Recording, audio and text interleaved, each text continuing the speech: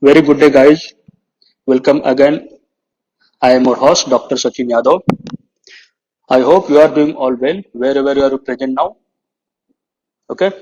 So today in this video, we are going to learn about the fetal skull or neonatal skull. So you can see this is the fetal skull.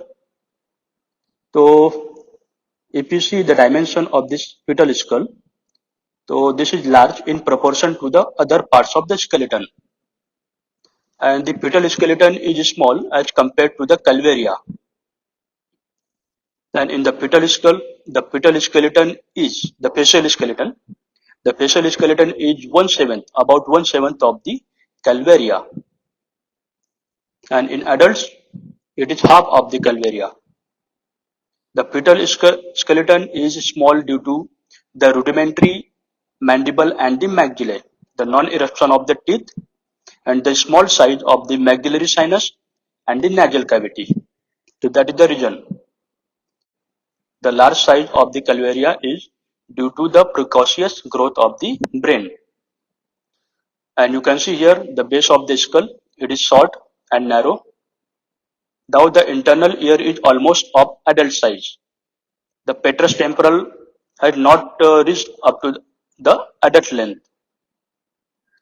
The petrous temporal has not reached the adult length. So we can see here the structures of the bones. The bones of the cranial vault are smooth and unilaminar, and there is absence of the diploid at this stage. The tables and the diploid appear by the 4th years of the age. So we can see here the bony prominences. So frontal and the parietal tubers are prominent, and the glabella and superciliary arches and the mastoid braces are not well developed. And we talk about the PNS, that is paranasal air sinuses. These are also rudimentary or almost absent. Then we can see here the temporal bone, the parts of the temporal bone. So internal ear, tympanic cavity, tympanic antrum, and ear ossicles are of adult size. At this fetal stage, still they are of adult size. But the tympanic part is represented by an incomplete tympanic ring. And the mastoid process is also absent, and it appears during in the second year of the age.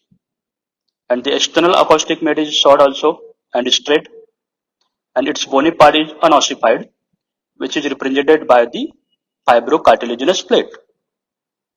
And if we talk about the tympanic membrane, it faces more downward as compared to the lateral in the adults. Why? Because of the absence of the mastoid process. Got it, guys? Very good. Then we see if the stylomastoid foramen through which the facial nerve is passing, coming out.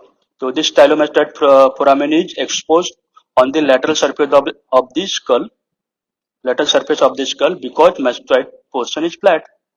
So therefore, there is the risk of the injury to the facial nerve if any surgery is done on this part. Okay, so this is applied aspect of this also.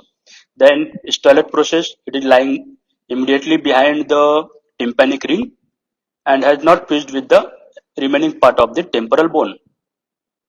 And if we see about the mandibular fossa, it is flat and it is more lateral as compared to the inferior, and the articular tubercle is not still developed in this fetal skull.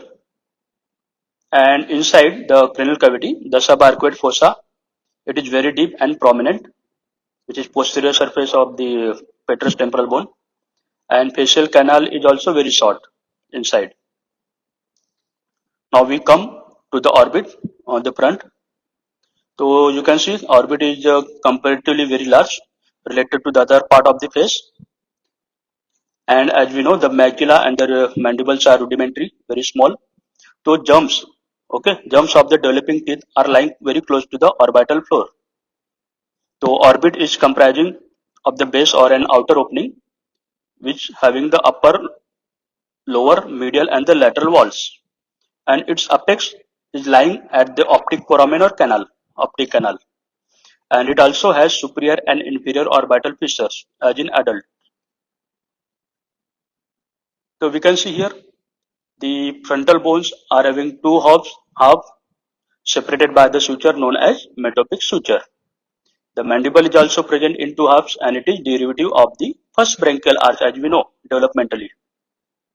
The occipital bone is having four parts which is fused in adult. So in fetal skull we can see all these four parts, that is squamous, the condylar part and the basilar ones.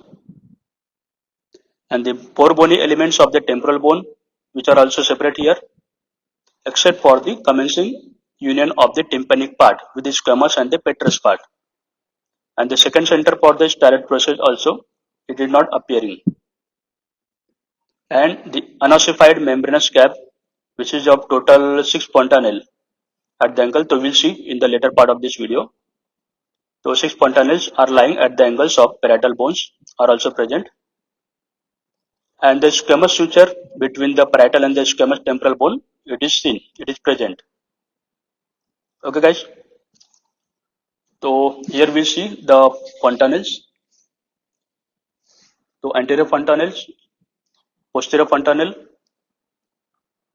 okay, that is the lambda, bregma and the lambda respectively. And anterolateral it is the sphenoid fontanelle and posterolaterally mastoid fontanelle. The closure of these fontanelles are at of the bregma, that is anterior fontanelle at 18 months,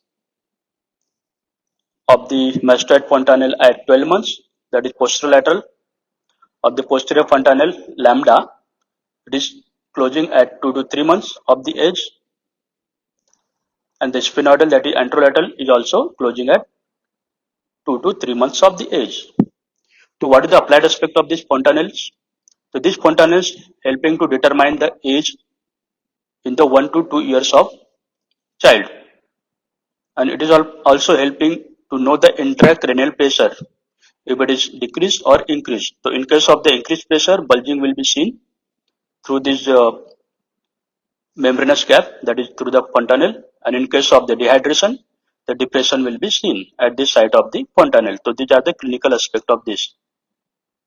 Okay guys, and sometimes it is not utilized, but if it is not possible from the other part of the body to collect the venous blood, the venous blood can also be taken from the superior sagittal sinus through this anterior fontanelle, but it is a very crude method, so we don't use. Fine, because we get the venous blood from other parts of the body also. Okay guys, so this was all about the fetal skull from the LCD point of view. From the demonstration point of view, you should know. Okay guys, so I hope you have understood it well, grasped everything. So thanks for listening and your patience. Thank you very much. So we will leave now.